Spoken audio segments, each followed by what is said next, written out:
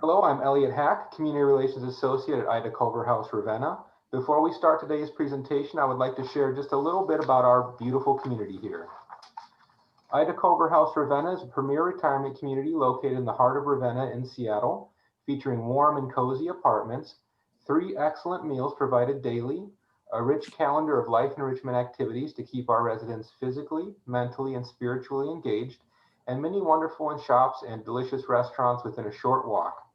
Residents are able to live here independently or with some assistance.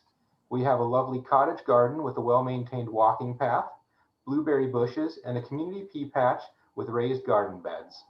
We are also excited to share that our residents and staff were among the first in the state to receive the COVID-19 vaccine, with our community receiving the first dose of the vaccine just yesterday. So we're very excited about that. Finally, we have a move-in special through the end of February to receive $1,000 off your monthly rent for the first 6 months. So if you're thinking about making a time to move, well, now is the time. If you're interested in learning more, our community relations team would be happy to answer questions or take you on a personal tour of our community by appointment. I look forward to meeting you in person. And now on to our main event. We are honored to host Courtney Rife, who will be presenting on healthy eating strategies. Courtney Rife has been working in retirement care for 10 years, specializing in skilled nursing and assisted living settings. She received her bachelor's degree in dietetics from Washington State University in 2010, and she is a board certified in gerontological nutrition. Thank you so much for being with us today, Courtney. Thank you for having me, Elliot. And it's so nice to be here and be able to see all of you. Let me just pull up my screen really quick so you can see my presentation.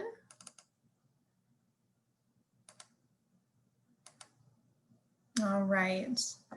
So for today's presentation, we are going to be talking about strategies to support and sustain healthy eating. Figured this would be timely with the new year. So hopefully this will be helpful information to you all. So Elliot already gave you some information on my background. I am board certified as a specialist in gerontological nutrition.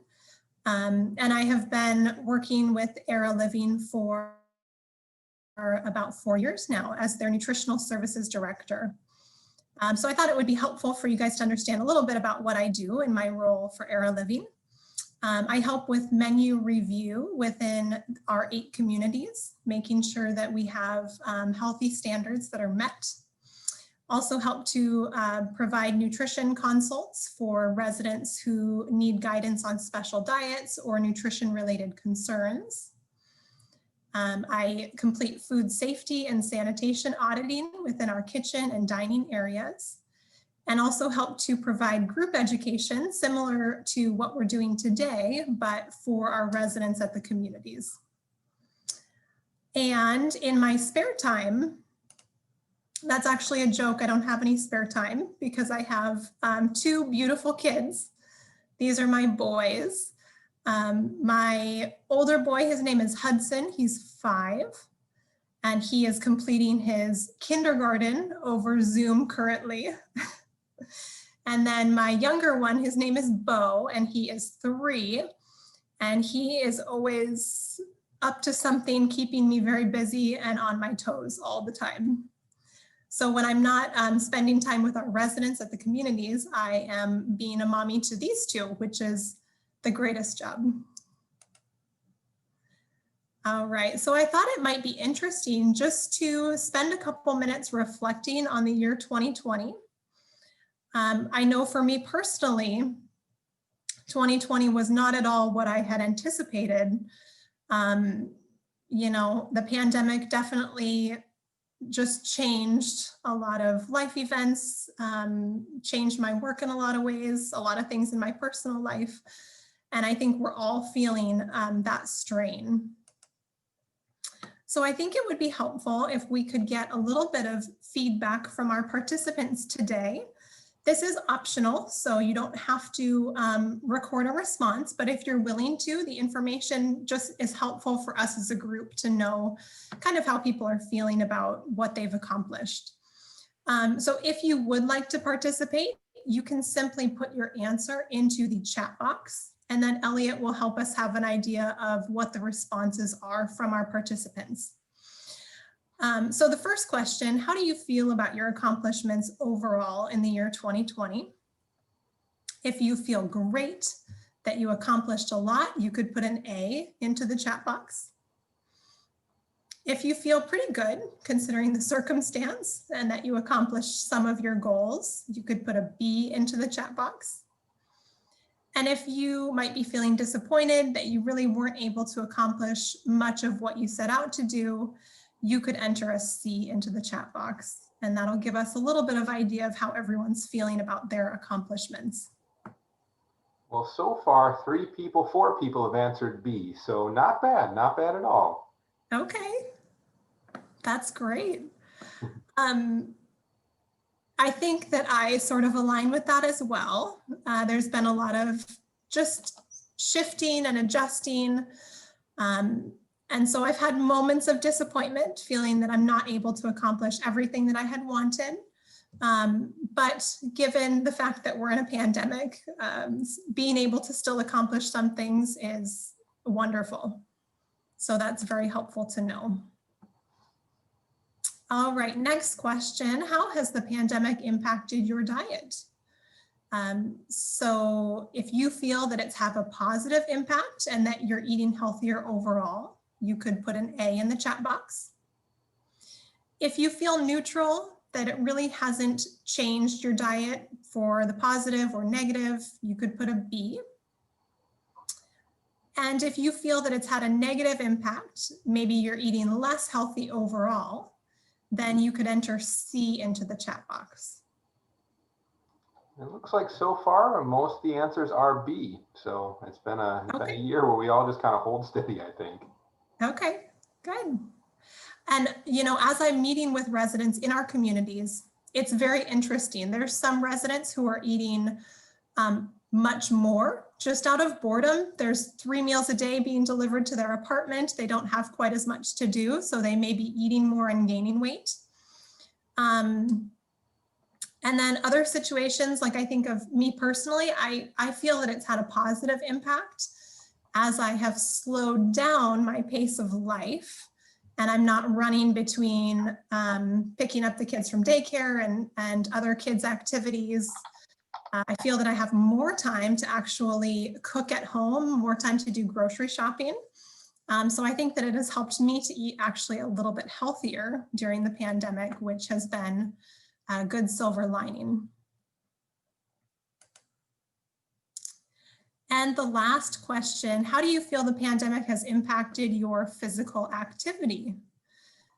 If you feel it's been positive, that you're able to be more active during the pandemic, you could put an A in the chat box.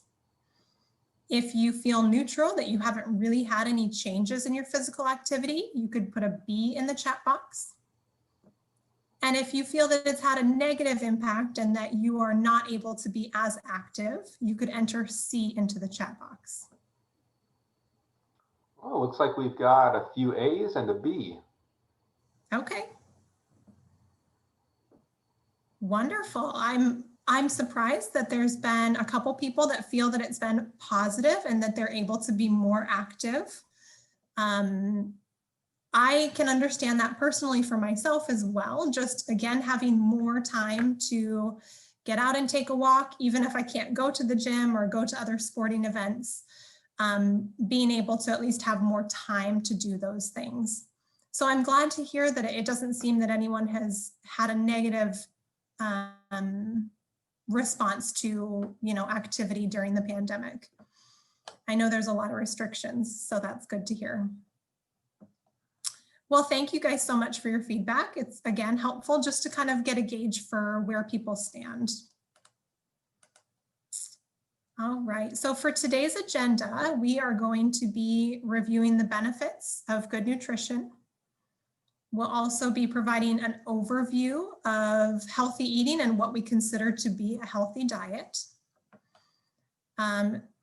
Some strategies for creating sustainable goals. So hopefully goals that we're able to maintain for a long period of time.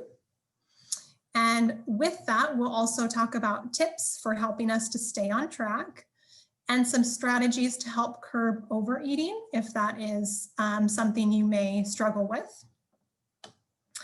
And of course, lifestyle interventions that help complement our health and wellness goals. So things such as physical activity. And if you see me looking back and forth, I have my notes on a separate screen. So just wanted to mention that.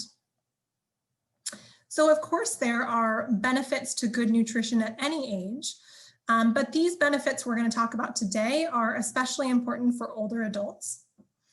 And when we're referring to good nutrition, we're really talking about allowing our body to get all of the macronutrients such as protein, carbohydrates, fat, and micronutrients, vitamins and minerals that our body needs to function at an optimal level. So good nutrition can help to reduce the onset or progression of chronic disease.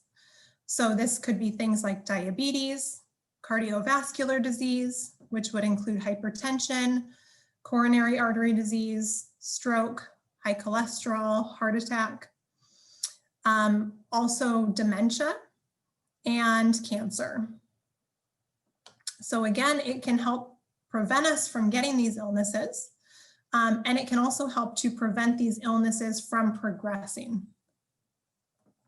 Good nutrition can also help to preserve muscle mass and functional status. So functional status is really just our ability to continue doing all the things that we enjoy for as long of a period of time as possible. We typically see about 3 to 5% loss in muscle mass every decade over the age of 40. So it does tend to be a progressive decline in muscle mass starting around the middle age of our life. But it is something that we can slow the rate of through diet, primarily getting lots of protein and also getting lots of physical activity. Good nutrition can also help to improve our immunity, which is especially important in the midst of a pandemic. It can help to improve our mood and cognition. So in an interesting fact, about 95% of the body's serotonin is produced by that good bacteria that lives in your GI tract. And serotonin, it's a neurotransmitter that helps to reduce depression and anxiety and also helps us to regulate sleep. So very important for our mood and cognitive health. Good nutrition can also help to reduce systemic inflammation in the body. And again, this is also linked back to chronic disease. It can also help to improve our gut health. So all that good bacteria that lives in the gut, like I mentioned, we're talking about trillions of microorganisms. So many trillions that the weight of all that bacteria in our gut is somewhere between 3 and 5 pounds. But all of that good bacteria helps to aid in digestion, aids in nutrient absorption. It also helps with nutrient production, specifically B vitamins and vitamin K. And our gut is also a really important component of our immune system. And good nutrition can also help to improve outcomes in the event that we do become ill or injured. So research shows that we have a faster recovery post-surgery or illness if we have good nutritional status to start with. And it's also associated with a decreased length of stay in the hospital, which is a good thing. So those are some of the great benefits of getting your body adequate nutrition. And a lot of these are really important for older adults.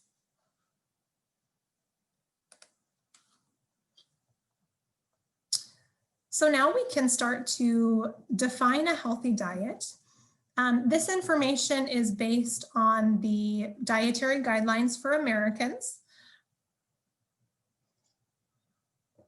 So this is information that is very accessible online through this website down at the bottom of my screen, choosemyplate.gov.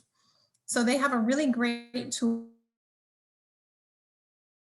where you can create kind of a personalized idea of what your nutritional needs are and what your dietary patterns should look like based on your age and physical activity level. So it's a great tool if you haven't visited the website and played around with it a bit. So our goal really is to eat well-balanced meals and snacks throughout the day. So this consists of lots of different food sources. Fruits, which are high sources of antioxidants, minerals, and fiber. We want to aim for about 4 servings every day. And to give you an idea, a serving would be about 1/2 cup. People oftentimes ask me if I don't have access to fresh fruit, what would you recommend? And canned fruit is fine. Frozen fruit is great. So if you're not able to have access to a lot of fresh fruit, you can always buy canned or frozen, and they're still going to give you lots of that great nutrition. That fresh fruit just tends to have the best benefit as far as fiber and some antioxidants go. And as far as fruit juice goes, fruit juice also counts as a fruit serving because it's got the vitamins in it. However, it does tend to be a more concentrated source of both calories and carbohydrates in the form of natural sugar. So the recommendation for vegetables is about 5 servings per day. Again, 1 serving is about 1/2 cup. And you want to try to aim to eat good variety, good color variety, and that's really going to get you the best nutrient variety. They recommend about 6 servings of grains every day. So a serving of grain could be 1 slice of bread or about 1/2 cup of cooked rice, other types of grains, pastas, or cereals. And they do recommend having about 1/2 of your grain sources be from whole grain sources. So choosing things like whole grain breads, brown rice, whole grain cereals, to make sure that you're getting more nutrients and more fiber. Those whole grain sources are going to provide higher amounts of your B vitamins, zinc, iron, and also magnesium.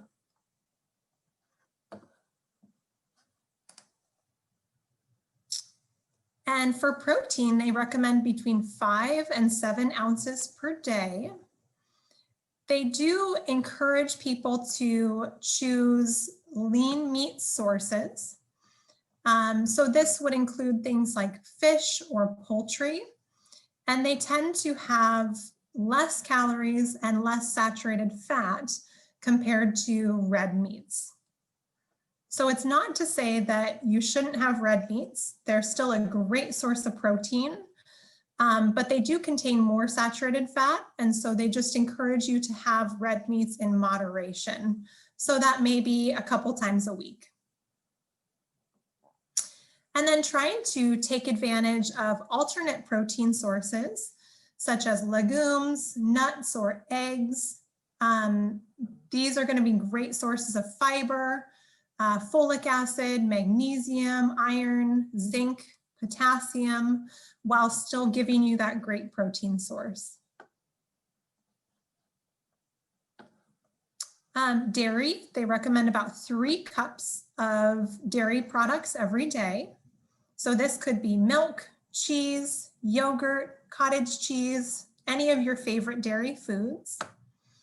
And again, they recommend us having low-fat dairy products when possible, because it can help to cut back on calories and also the saturated fat that we would find in those whole-fat dairy products.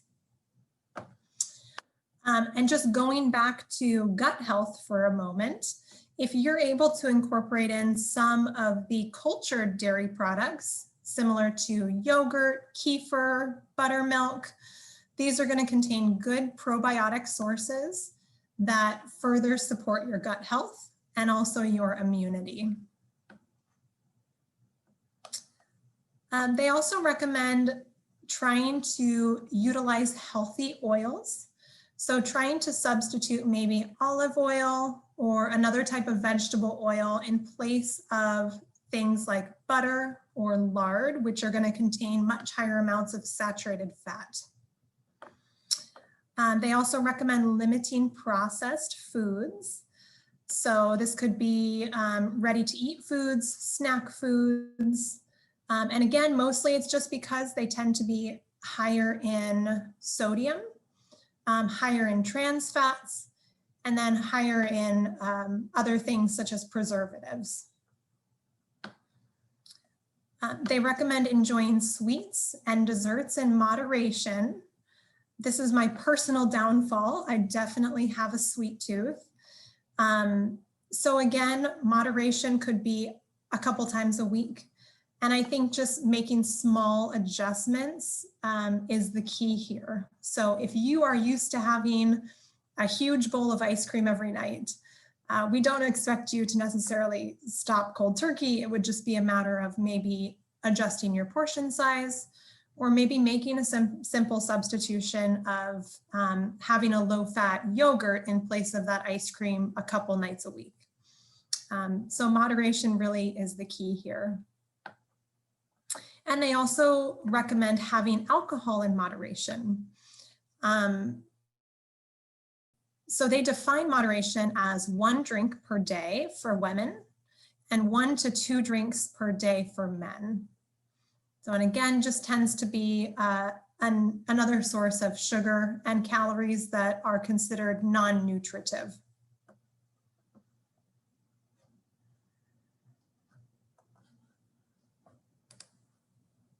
Okay, but how does this translate to real life? I think that tends to be where the challenge lies for a lot of people.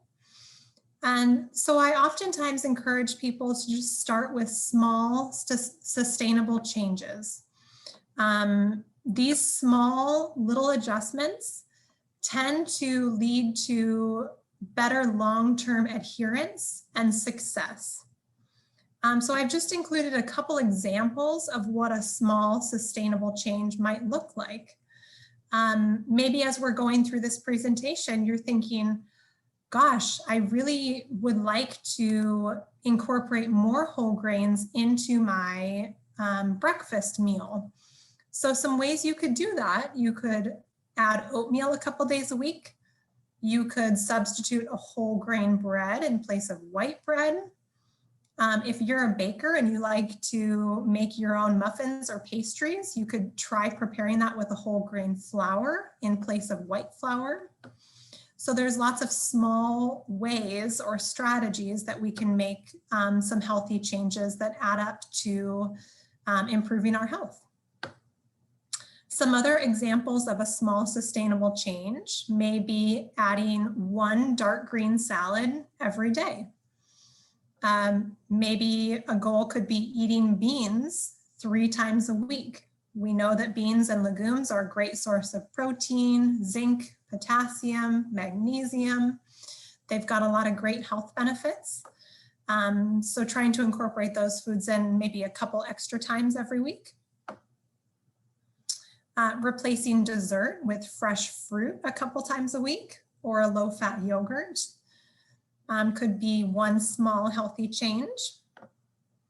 And also changing to low-fat dairy products. So things like low-fat milk, yogurt, cottage cheese. Again, by changing that to a low-fat product, we're still getting the same source of protein, still getting the same still getting the same calcium and vitamin D. We are just getting less calories and less saturated fat. And another suggestion is replacing a cocktail with maybe sparkling or infused water. Just another way of giving you a beverage to look forward to that may be non-alcoholic, so that you're still within that guideline of moderation.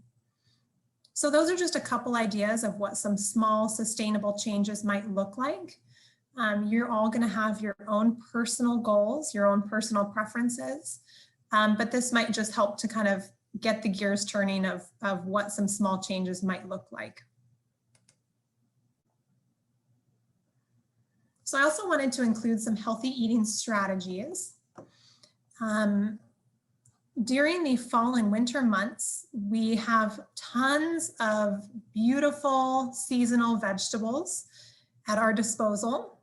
So trying to take advantage of those great seasonal offerings such as root vegetables, squash, dark leafy greens, trying to load up on those things to get some extra nutrition.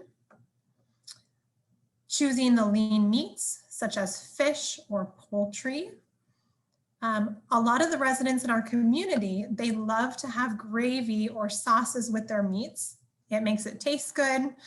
And that's great, but that gravy or sauce can also be a big source of calories, fat, and sodium. So maybe skipping the gravy or having it on the side so that you can add a little bit to your meal without going overboard can be a good strategy. Trying to enjoy processed snacks and desserts in moderation. So again, focusing on moderation and not deprivation. We definitely don't want people to feel deprived. We just want to focus on maybe some simple, healthier substitutions that can benefit you long-term. Like we talked about, enjoying wine, beer, or cocktails in moderation. And really considering healthier substitutions when cooking or baking. You guys are still probably doing a lot of cooking and meal prep within your homes. And so as you're doing that, maybe try experimenting with adding some healthy oils to your recipes in place of butter or lard. Maybe utilizing whole grains in things like desserts or starches. And experimenting possibly with some herbs and spices in place of using salt to give your food some more flavor and more depth.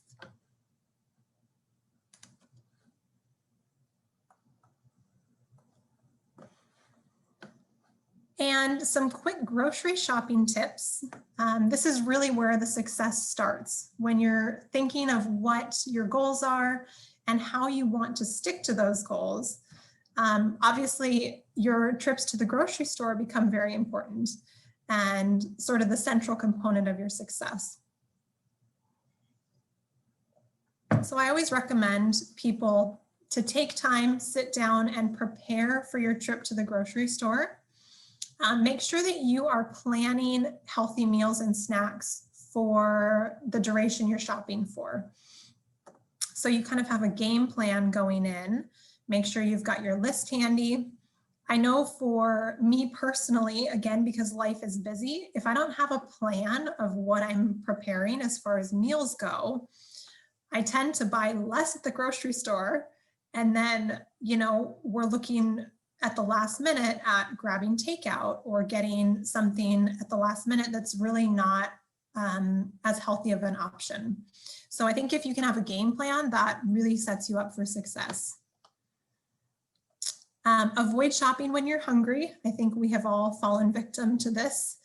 If you are hungry and you go into the grocery store, you're more likely to make less healthy purchases.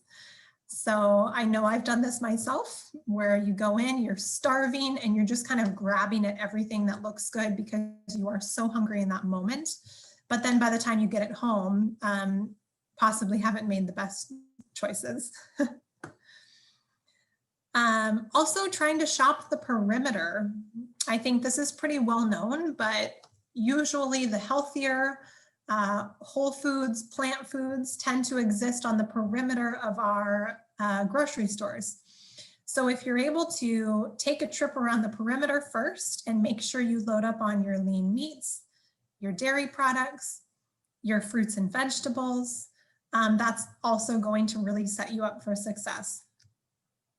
And like I mentioned, if it is off season for your favorite fruits or vegetables and you don't want to pay $3 a pound, you can definitely still utilize frozen produce, or even canned items.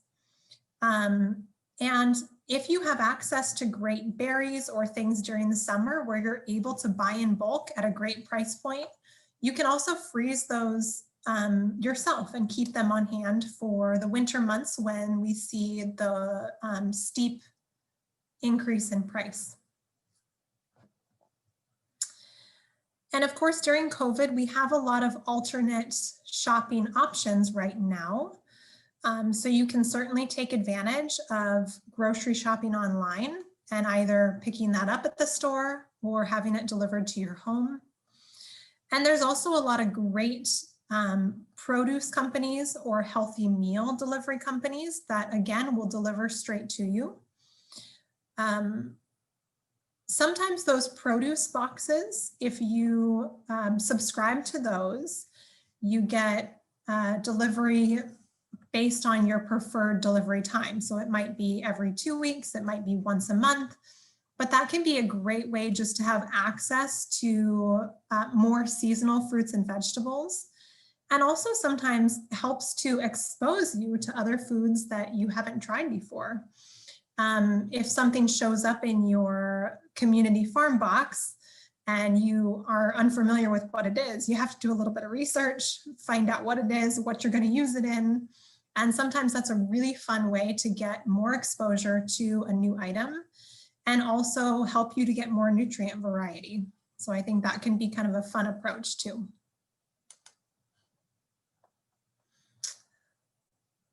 All right, so let's talk a little bit about creating sustainable goals.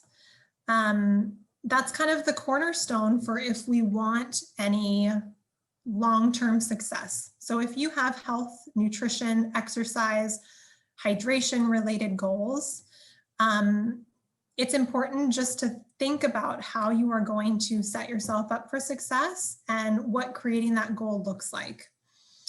So I really like this graphic in the bottom right. Some of you may have heard of the SMART acronym.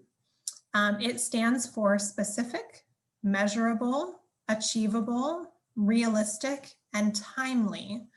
So these tend to be the components of goals that people are able to achieve long-term.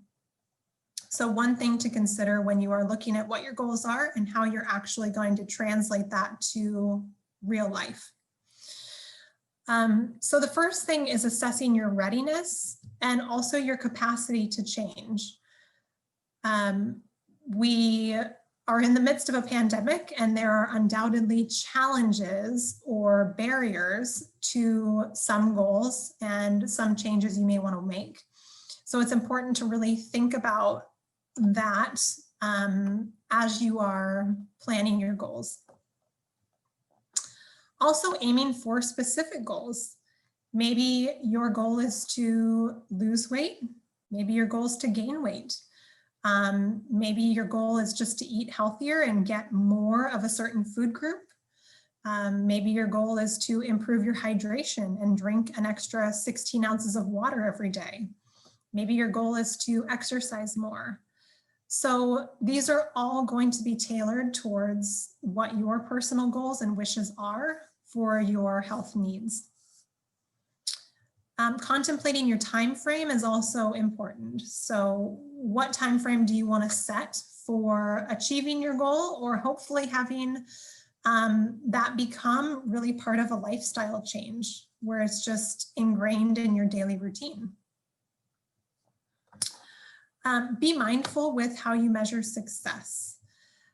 What I mean by that is, what do you consider to be success when you are considering what you want your goals to be?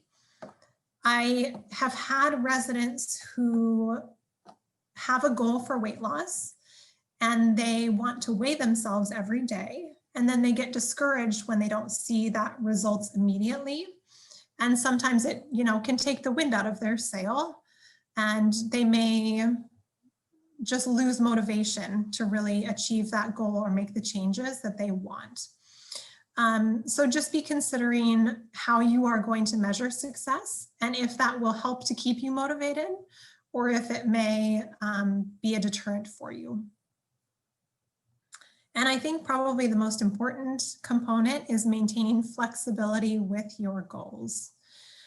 So really taking the time to assess what is working, assess what's not working, and be able to adapt and adjust based on those things.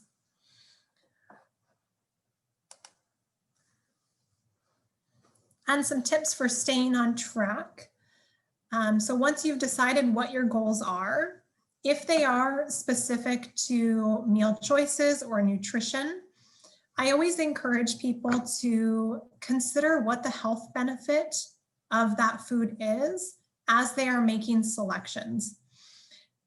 So when I sit down at a restaurant, I can't even remember when that last happened, but pre-COVID, you know, that hamburger looks really good, but I also have a choice of a salad with salmon. So just considering what the health benefit is of those two items.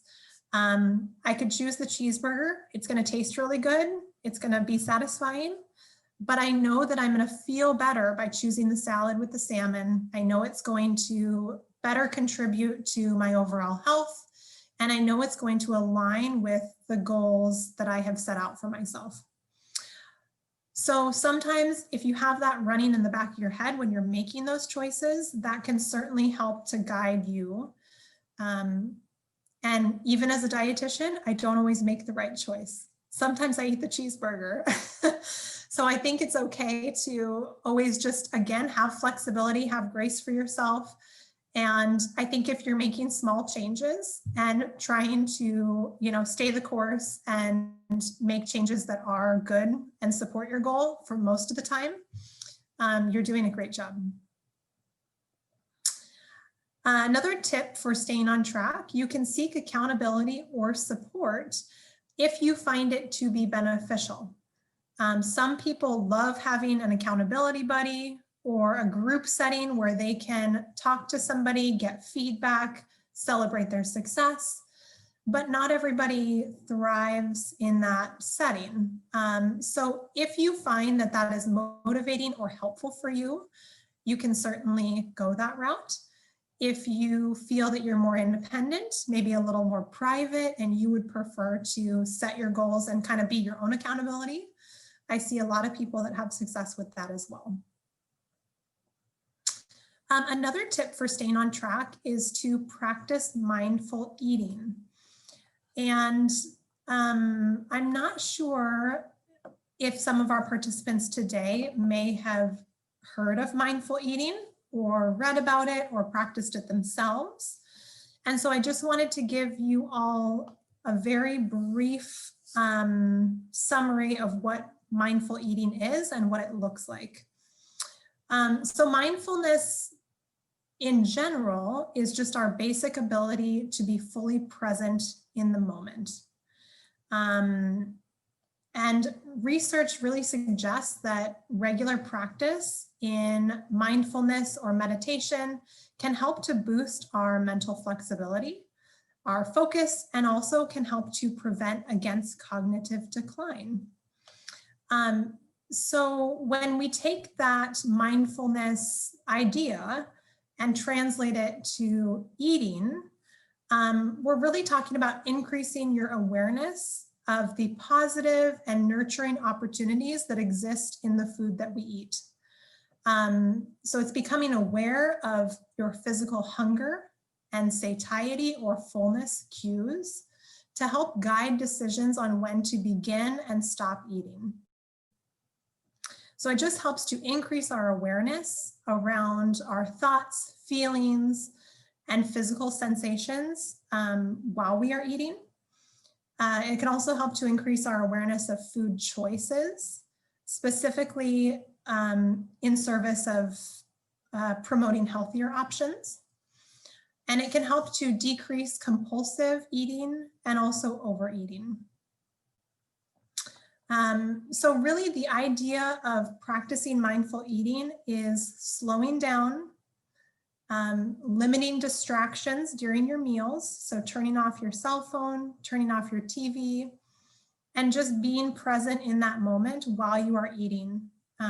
taking time to consider if you enjoy it, if you don't, you know, the different flavors, the different nutrients that you're getting exposed to, and allowing your body time to slow down so that you're able to identify when you are full and not getting to the point of overeating. So that's a really just skim the surface kind of brief idea of what practicing mindful eating looks like. There are a ton of resources online, and I would encourage you to do some reading if it's something that you're interested in, but it does seem to have a lot of benefits and can certainly help us with that emotional link to eating as well. I think most of us have habits of eating and emotion being tied in different forms. So it can help to provide a lot of insight into that as well. Another tip for staying on track is really focusing on habit formation. So if you are creating small, sustainable changes, the idea is that becomes part of your habitual routine. And you are able to continue that pattern for a long period of time, and you are ultimately going to see the nutritional benefit from that. And of course, taking time to celebrate your success. So, and I mentioned in the beginning, we would also be talking about some strategies to help curb overeating. This may not apply to everybody, but for a lot of us, especially in a fast-paced, distracted lifestyle, I think that we can be prone to overeating just because we're not necessarily always present in the moment or paying attention while we are eating. So one strategy is to start each meal with a glass of water, making sure that you're hydrated before you begin your meal. It's not uncommon for the body to confuse a hunger cue with a thirst cue. So if you are dehydrated or you have not drank a lot of water that day, you may feel hungry, but you may actually just be thirsty. Eating slowly, of course, is another strategy to curb overeating. Generally speaking, it takes about 20 minutes for the stomach to send the signal to your brain that you are full. So if you are eating at a fast pace, it's easy to overeat because you are missing that cue from your stomach telling your brain that you're full.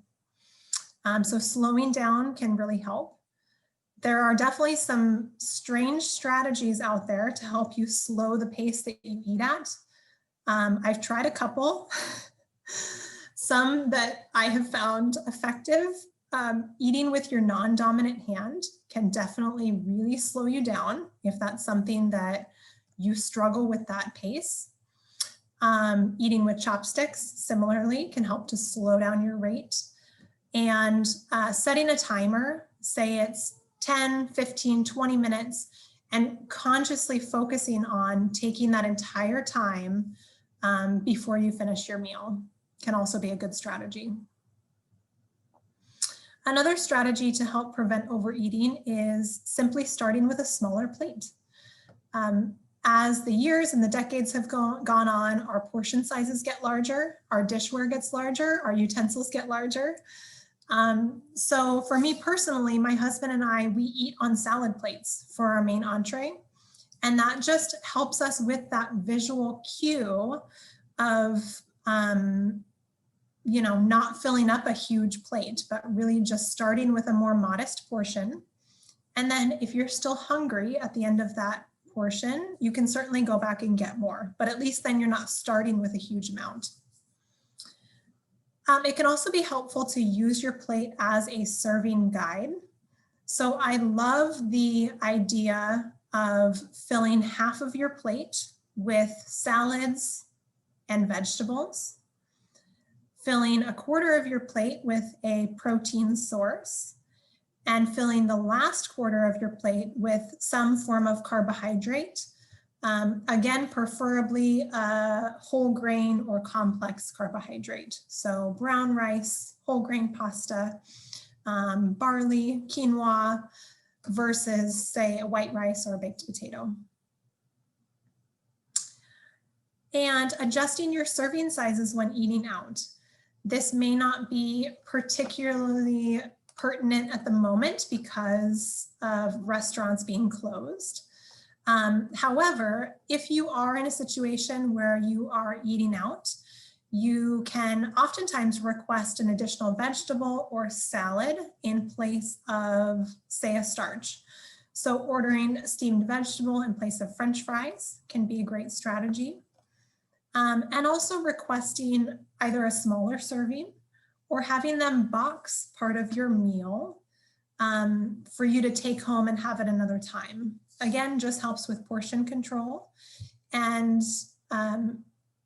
similarly to what I'm talking about with the portion sizes becoming larger and larger over time, that's what you see at restaurants too, where oftentimes the serving is just much more than what we actually need.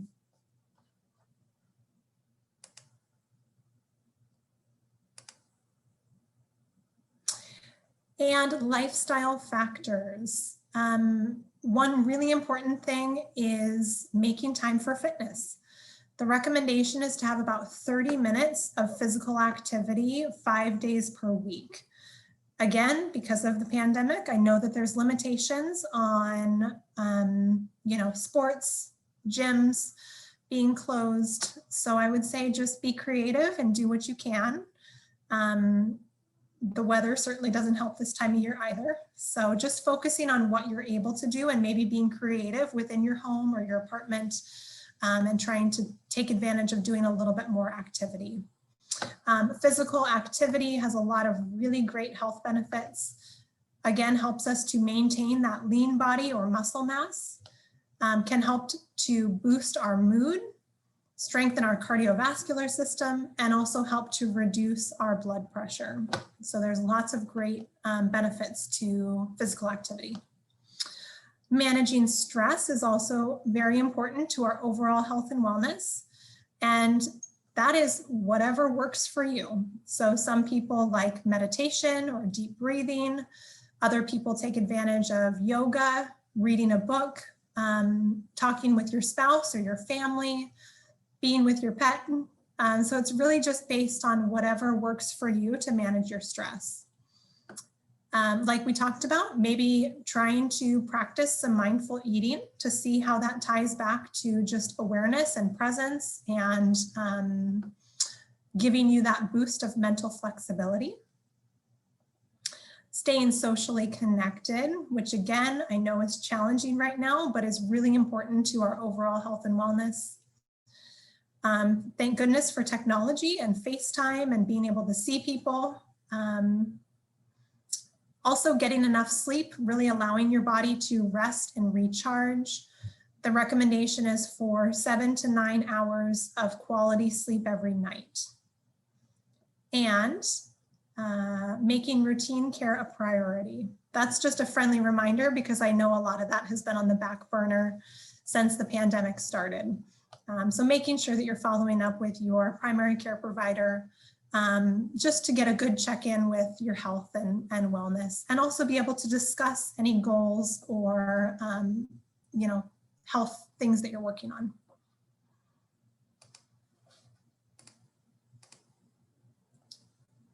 So that is the content for today's presentation. And I would love to hear, Elliot, if there's maybe some questions that came in that I could help to answer. We do. So one question that we had came from someone who has been drinking milk and eating dairy throughout their life. And they said that they lived through all the iterations of milk over the years, 2%, 1%, non-fat, skim, and was primarily drinking 2% for a long time. And then they recently heard a presentation on how fat is removed from milk and what's substituted to make it still taste good. And they decided to return to whole milk. And they just wondered if you had any thoughts on that. Oh, that's a great question. I have not personally looked at how that processing piece works with stabilizing skim milk once the fat is removed. So I would have to do some more research on that. But generally speaking, the guidance around low-fat dairy products is again to reduce the amount of saturated fat in the diet. So I would say that if you are maintaining your weight and you have good heart health, there's probably really no concern for drinking a full-fat dairy product. And for the residents in our Era Living communities, oftentimes I actually recommend that they have full-fat dairy products to help maintain their weight if they are having a hard time getting enough calories.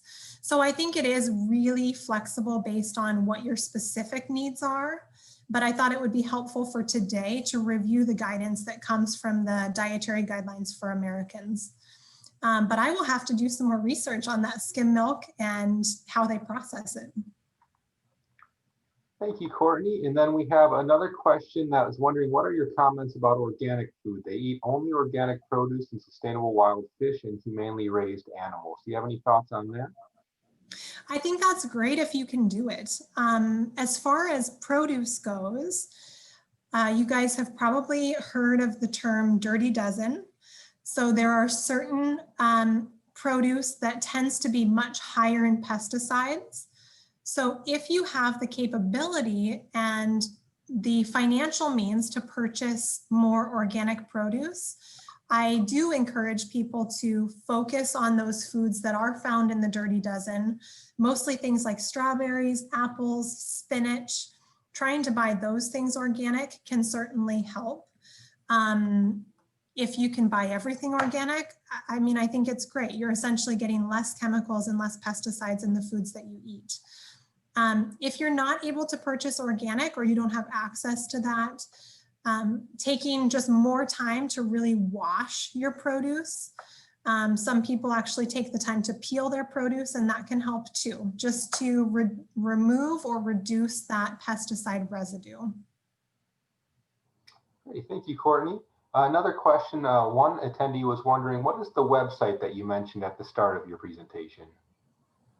Oh, I think that was the website for the Dietary Guideline for Americans. So that is, let me scroll back to that slide. It's right here. It is choosemyplate.gov. And I am going to email Elliot a PDF of these slides today, and he's planning to email that to participants. So you will have that information here as well. Fantastic. Thank you, Courtney. And then we also had a couple of folks in the chat wondering about using herbs in place of salt. Yeah, that's always recommended. We know that people who have higher intakes of salt tend to have higher blood pressure, can lead also to fluid retention, and just generally unhealthy for our cardiovascular system. So if you are able to substitute salt with maybe say herbs or spice blend, I think that is a really good strategy. And another thing I can do, Elliot, is I can include, there's a really nice herb mixture. It's a recipe that I'm happy to include, and that way our participants would have access to that as well. That would be wonderful. Thank you, Courtney. Yeah. I don't see any other messages in the chat. We'll give it maybe another 30 seconds to see if anybody else has any other questions. But I can tell you just personally, I've learned quite a bit from you today, Courtney. I really appreciate your time. It's my pleasure. It's so nice to be able to share this information with a group, even if it's only on Zoom and not in person. Of course. Oh, and we did have another question came in. It's, what do you think about eating bread if it's whole grain? Yeah, we really recommend people to select whole grain bread products. So if you have an option for a whole grain bread versus white bread, that whole grain bread is going to give you more dietary fiber, more zinc, more magnesium, and more B vitamins. So you're really going to get a lot more bang for your buck as far as that whole grain goes. Not everybody loves whole grain breads, so it's really a personal decision, but you're definitely going to be getting a better source of nutrition if you're able to go that route. Great. And actually, Courtney, I have a question for you, if that would be okay. I was Of just wondering, course. what are your thoughts versus from table salt or iodized salt versus sea salt? Oh, good question. My personal opinion, so the fancy kind of salts, they may have a little bit more minerals in them, but based on the weight, sodium is sodium. So it's going to contain the same amount of sodium per volume or by weight, if that makes sense. So whether you are going with a fancy sea salt versus a standard iodized salt, you're still going to be getting a lot of sodium. And sometimes actually you could be getting more sodium because of the size of the granules.